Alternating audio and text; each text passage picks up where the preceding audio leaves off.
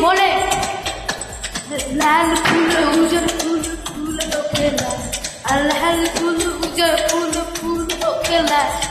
यादव जी के सहुबन के लड़की के पौधा फूल होखेला।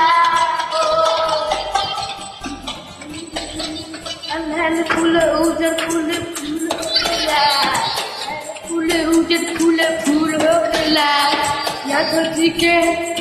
यादव जी के सहुबन के लड़की के हो के तरुल होखेला।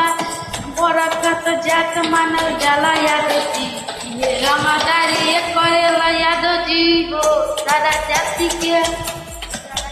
के ही होल बाटे यादव हो। लाल फूल उजर फूल फूल होखेला, लाल फूल होखेला। सबसे तो फोटो अधिक होला।